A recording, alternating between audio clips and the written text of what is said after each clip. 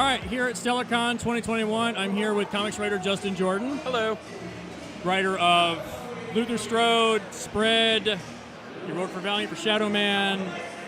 How many books do you have actually under your own name of your own creation at this point? How many? It's like 12? 17. 17 books.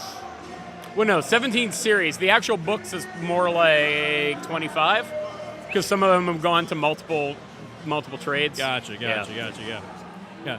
And what are you currently working on at this time? So right now I am still working on Urban Animal, which is at Line Webtoons. I was working on Summoner's War for Skybound. And then a bunch of stuff that I can't actually talk about because it's not announced, but I'm doing a few things. I also do the comics that are in the Call of Duty mobile game, so there's that. Nice. Which is just funny because like those are actually literally read by like 4 million people whenever they come out, which is like a factor of magnitude bigger than comics usually are. So. Very true. Yeah. One thing I wanted to talk about was that Luther Strode was your first book, and it recently got optioned for film. How far along in development is that at this point? It's still pretty early days. We've got a script that I think is just about locked, and we've been talking to a director about it.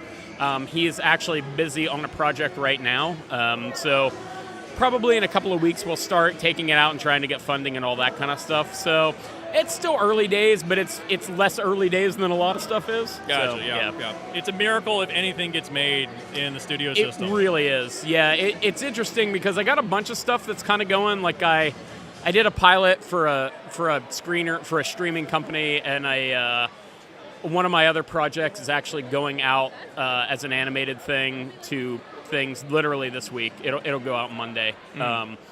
And so, but like, yeah, it's like all one of those. They're like, yeah, it'd be awesome if it happens, but it's also like a moonshot kind of thing. Yeah. So, yeah. I am amazed anything ever happens. Yeah, it's a lot of gridlock is what it seems like. Yeah, it's all real slow until it isn't. Yeah. Like, it's always like one of those, like, I don't know if anything's going to happen. I don't know if anything's going to happen. Oh, here's a whole bunch of money. We need to do it now. Like, okay. Here's $70 million. Come back with a movie in 6 months. Yeah, pretty much. Yeah. How do you feel about the superhero film craze that's going on right now? Do you think that it's slowing down? Do you think that it's plateaued? How do you feel about it at this point? I would venture to say that it has plateaued, but what I think is going to happen, and this relates to Strode, so I have some motivated thinking here, is that I think we are getting to the stage where we are getting sort of the second generation of superhero stuff, the movies and projects that are starting to comment on the tropes of superheroes that are established, right? So like Deadpool and such. Yeah, Deadpool or The Boys on Amazon Prime or Invincible, you know what I mean? It's that second generation like kind of commenting on the first generation of stuff. So like I think like the MCU, the Marvel Cinematic Universe, is just going to be the Marvel Cinematic Universe, and it'll probably, they know what their formula is, but I think we're going to get more stuff that is kind of commentary on that, which is what Luther Strode was as a comic, so I am hoping that the time is ripe for that. Yeah. Seth and I were just talking about the Moon Knight series that's in development for Marvel right now, and he said that he feels spoiled that the Daredevil series on Netflix spoiled him because you could see how dark and violent it could really get. The Moon Knight series probably will not be that. You know, it is hard to say. Like, it probably won't because that's not normally the MCU formula. But, like, on the other hand, Justin Benson and Aaron Moorhead are really good. So, like, their worst movie is still a pretty good movie. So, it's true. Yeah. It's very true. Yeah.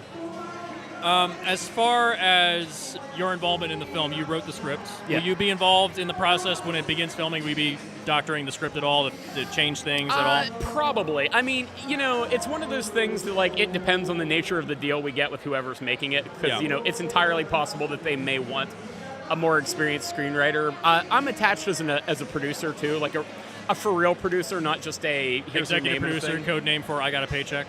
Yeah. Yeah. So I was actually, it's funny, I was explaining that to some friends of mine. It was basically like, I'm doing one project, and like, because I am, if it goes to series, I am the co-creator of it and also an actual EP.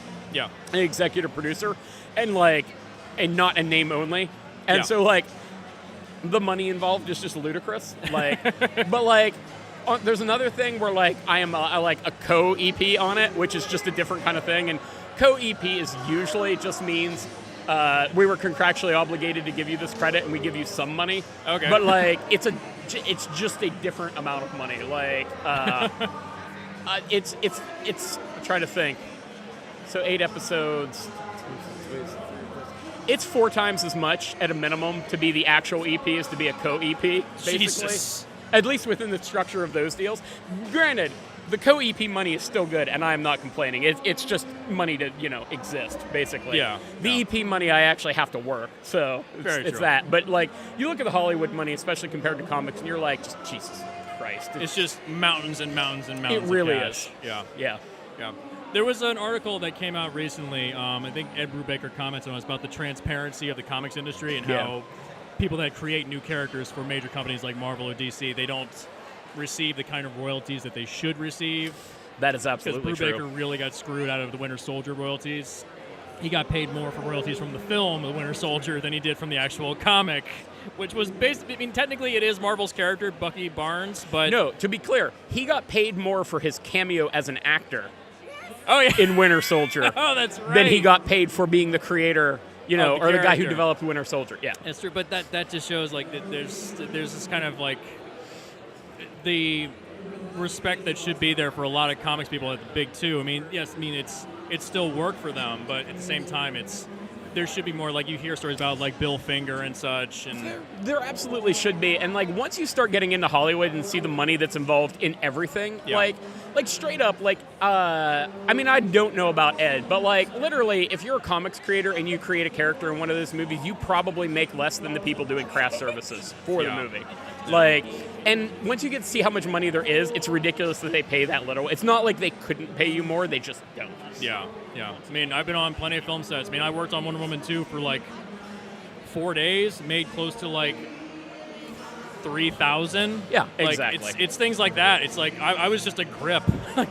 Yeah, no, it's like I wrote a pilot, and I was like, for the amount that you paid me for this pilot, like, we could have done like 15 issues of the comic, right? Yeah. Like, it's just a different scale of things. So yeah, that whole thing is like, and when you do a lot of creator and stuff like I do, like, so I have varying degrees of like stuff I own and stuff. Like, so the stuff I've done through Image, it's me and my co-creators. So, like, if that gets developed or optioned, like, it's pretty much it's just us profiting. Yeah. And then there's, like, the other companies that you split it with, and then there's, like, the work-for-hire stuff you do at, like, Marvel and DC or whatever. And that stuff I just don't ever anticipate seeing money from. Like, that's it's not fair, but, like, you go into it knowing, like, the paycheck's the paycheck. How it goes. Yeah. So it's a machine that rolls on and on. Yeah. Well, that's all I've got. Thanks, Justin. Yeah, thanks for having me, man. Of course. Good to see you, Jesse. Appreciate it.